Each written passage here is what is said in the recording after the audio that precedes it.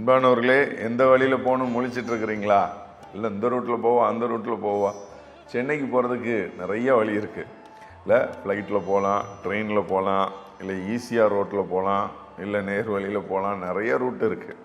ஆனால் பரலோகத்துக்கு போகிறதுக்கு ஒரே ஒரு வழி இயேசு மட்டும்தான். இன்றைக்கி இயேசு இல்லை, இயேசு ஒரு தலைவன் தான் நிறைய பேர் நினச்சிட்டு இருக்கிறாங்க. எகோவா விட்னஸ் இல்லை, இயேசுவே வழி. என்னை அல்லாமல் ஒருவனும் பிதாவினிடத்தில் வரான். இயேசு அல்லாமல் யாரும் பிதா கிட்ட போக முடியாது. பரலோகத்துக்கு போனால் ஒரே ஒரு வழி தான். அந்த நாட்களில் சண்டே ஸ்கூல் எடுக்கிற காலங்களில் சின்ன பிள்ளைங்களுக்கு நாங்கள் சொல்லிக் கொடுக்கறது உண்டு. இல்லை அமெரிக்கா போனோன்னா ஏரோப்ளைனில் போகலாம், அந்தமான் போகணுன்னா கப்பலில் போகலாம். ஆனால் பரலோகம் போனால் ஒன்வே தான். அது இயேசு அப்படிங்கிற வழியாக மட்டும்தான் போக முடியும். அந்த ஒரு பிரிட்ஜு தான், அந்த ஒரு பாலம் தான், அது வழியாக தான் போய் ஆகணும். கூகுள் மேப் இதுக்கு வழிகாட்டாது. பரலோகத்துக்கு கூகுள் மேப் வழிகாட்டுமா? கூகுள் மேப் வழியாக போனால் பரலோகத்துக்கு ஏதாவது ரூட் இருந்தால் தான் எல்லோரும் போயிடலாமே.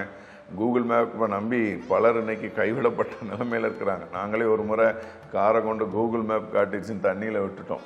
எல்லா நேரத்துலையும் அது கரெக்டாக நமக்கு வழிகாட்ட முடியாது. ஒரே ஒரு வழி தான், அது இயேசுங்கிற வழி தான். அந்த வழியாக மட்டும்தான் பரலோகத்துக்கு போக முடியும். அவரை உறுதியாக பிடிச்சிக்குங்க. வேறு ரூட்டே கிடையாது, வேறு வழியே கிடையாது. சரியா? இயேசு தான் உங்கள் வழினா இதை அநேகருக்கு ஷேர் பண்ணுங்கள். இயேசு உங்களை நேசிக்கிறார். God bless you.